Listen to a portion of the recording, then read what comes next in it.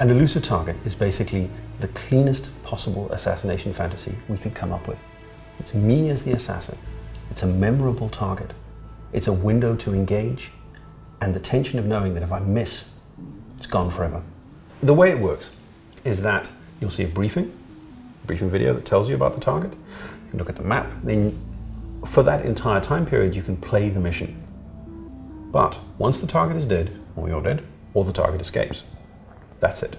You're done. So you launch it, and then the clock is ticking. You spend your time looking for the target, making the perfect plan, and then hopefully executing it.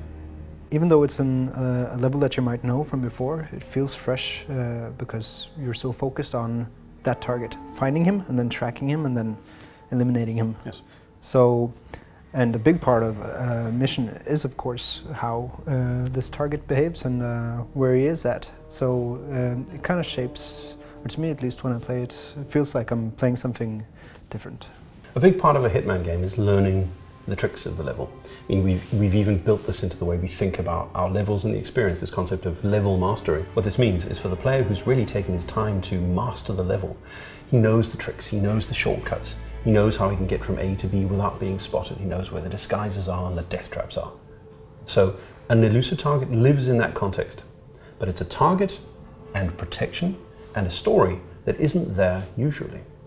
So we slot it in on top of the experience that's already in place, but it is its own it is its own assassination story.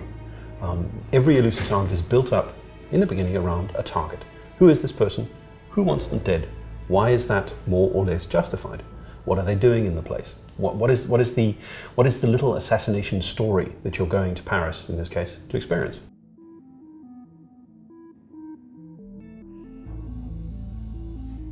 Yeah, when we playtested the elusive targets internally, we found some interesting things. Of course, we weren't quite sure if it was too challenging or too easy, or yeah, we were, checking out the rules for successful completion, like that can you repeat it or not, and that kind of stuff. But also the mission itself. So.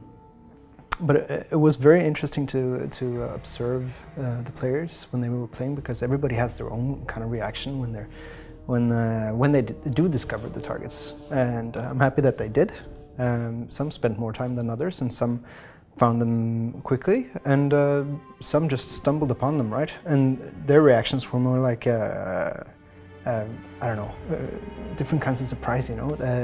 Some were either like, oh, or ooh, and then you would have those who were feeling the tension, I think, that the minute they saw him and like, oh, that's the guy, oh, and kind of just spontaneously just running into cover or hiding or doing something, and then like, wait, I need to think, oh, he's leaving, oh, okay, can I be here now, can I be close to him, and yes. And and then you also had like the guys who didn't say anything, but they were usually just like, just very attentive suddenly, right? Mm-hmm. Or sitting still in their chair and like, okay, you go into concentration mode. Yes. And that was, a lot of fun to see. Yeah.